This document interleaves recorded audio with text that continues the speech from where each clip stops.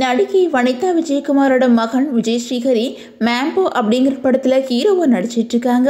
இந்த நிலையில் தன்னோட மகன் பற்றி வனிதா சமீபத்தில் பல விஷயங்களை ஷேர் பண்ணியிருக்காங்க. தன்னோட மகன் தன்னை பிரிஞ்சிருக்க நிலையில் அவங்க எதுக்காக இப்போ என்கிட்ட பேசாமல் இருக்கிறாங்க அப்படிங்கிறத பற்றி வனிதா அந்த பேட்டியில் பேசியிருக்காங்க. இந்த வீடியோ இப்போ சோசியல் மீடியாவில் வைரல் ஆகி வந்துட்டு இருக்குது.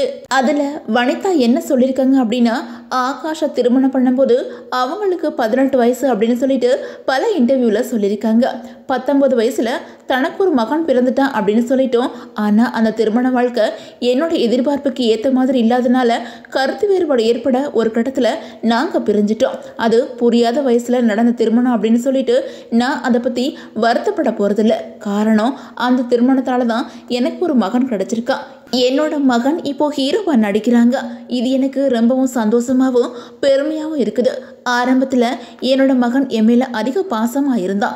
ஆனால் அதுக்கப்புறம் அவன் என்னை விட்டு பிரிஞ்சு போயிட்டான்.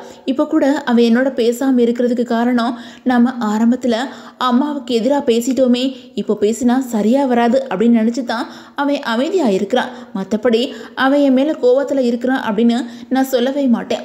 நான் இப்போவும் என்னோட மகனோடு மட்டும்தான் பேசலை. மற்றபடி அவனோட அப்பா குடும்பத்தில் இருக்கிற எல்லாத்தையும் பேசிட்டு தான் இருக்கிறேன். என்னோட மகன் நடிக்கிறான் அப்படின்னு சொல்லும்போது நான் அவனோட அப்பாவனை ஆகாஷ்க்கு மெசேஜ் பண்ணினேன். அந்த பக்கம் எல்லாரும் என்கிட்ட நல்லா தான் பேசிகிட்டு இருக்காங்க. ஆனால் அவனுக்கு தான் ஒரு வருத்தம் இருக்குது.